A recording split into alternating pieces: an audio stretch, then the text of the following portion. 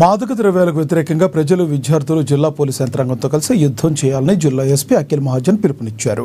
జిల్లాలో 6 రోజుల పాటు జరగనున్న యాంటీ డ్రగ్ వీక్లో భాగంగా మంగళవారం స్థానిక కాన్వెంట్ పాఠశాలలో ఏర్పాటు చేసిన కార్యక్రమానికి ఆయన ముఖ్య అతిథిగా విచ్చేశారు.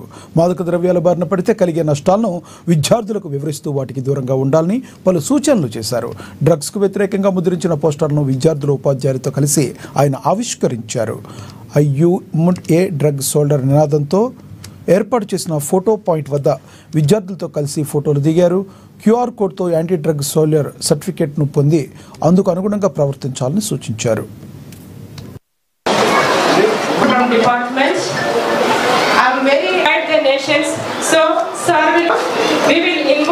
ఇప్పుడు ఈరోజు యాంటీ నార్కోటిక్స్ వీక్ సందర్భంగా మనం ఒక స్కూల్లో వచ్చి ఇక్కడ painting and essay writing competition arrange చేయడం జరిగింది. ఈ మొత్తం జిల్లాలో ప్రతి మండల్లో ఈ కొన్ని పోలీస్ స్టేషన్స్లో ఇది essay writing and painting competitions నడుస్తున్నాయి.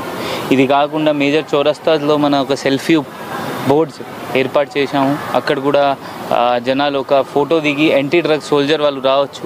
ఇది కాకుండా క్యూఆర్ కోడ్ ఉంది. ఆ క్యూఆర్ కోడ్లో కూడా స్కాన్ చేసి యాంటీ డ్రగ్ సోల్జర్స్ వాళ్ళు అప్లై చేయవచ్చు. వాళ్ళకి ఒక సర్టిఫికేట్ లాగా కూడా వస్తుంది పిల్లలకి ఎవరైనా చేస్తే.